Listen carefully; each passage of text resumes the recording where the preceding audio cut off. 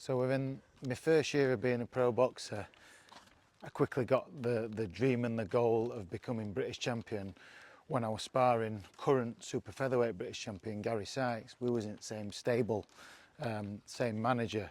So seeing Gary box on Friday fight night, Sky Sports, winning that belt and having that Lonsdale belt over his shoulder, I thought, that's me, that's what I want. I want to be like Gary and I want that belt around my waist. It took me 10 years and 3 attempts to finally get that belt.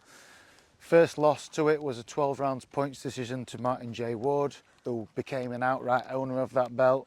And my second attempt was against Sam Bowen, where the doctor called the fight off at the end of the 8th or the 9th round due to my eye being swollen shut, and I wasn't winning that fight anyway, so you know, another failed attempt. So my third attempt was against Paul Ireland Jr.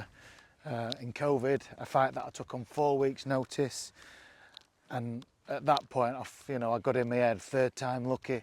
I just thought there's no way on earth that I'm not leaving that ring without that belt. For 4 weeks notice, because an old friend of mine, Liam Walsh, who had fought previously and been beaten by, he'd been ordered by the British Boxing Board of Control to fight Paul Ireland Jr. for the British title, but 4 weeks to go for the fight, Liam got COVID and had to pull out, which left the gate open for me to swoop in and grab that belt. Some of you might remember it being a controversial finish to that fight.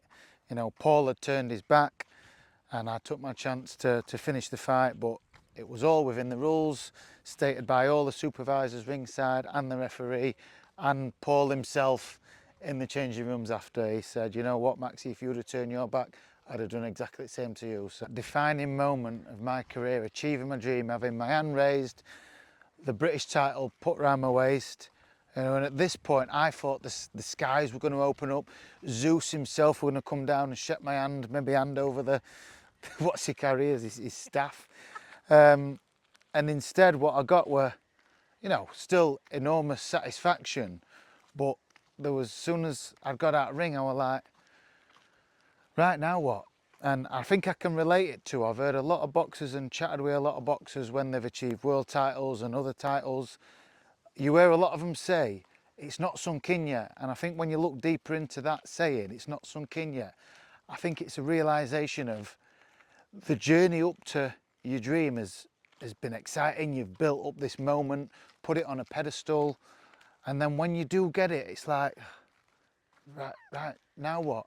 So if you'd have asked me if I'd have been satisfied and content with just winning a British title and retiring, I'd have said, yeah. Guess what? It wasn't satisfying enough. So I sat down and set some new goals, you know, maybe put that thought in my mind, planted that seed that I can win a world title. But that were never me. You know, you often see kids who turn pro and they're adamant, I'm going to be world champion. You know, that's my destiny, I'm going to be a world champion. But that were never me, that were never my mindset. Again, like I said, I thought I'd be happy with a British title. I get that a lot of people don't see the IBO as a real world title, but you know, for me it was. And my dream now is still very much alive. And I want, before I retire, I want to capture one of the main 4, which people class as the main 4 world titles.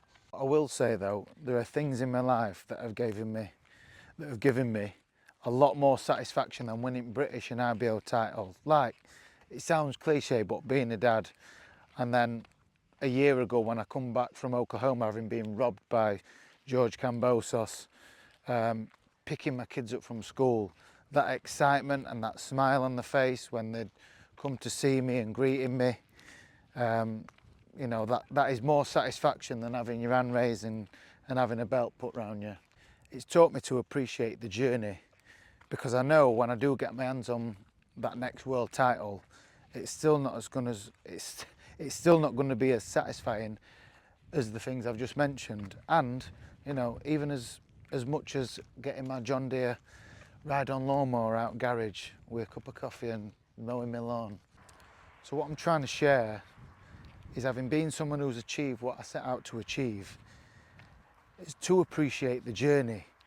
Because when you achieve what you set out to, it ain't all sunshine and rainbows. Bit of Rocky Balboa for you there. But that is the message. It's not, you don't get the overwhelming satisfaction that you think you're going to if you're too hell bent on the end goal. So enjoy all of the process. And that is a Max Hughes TED Talk. Thanks for listening.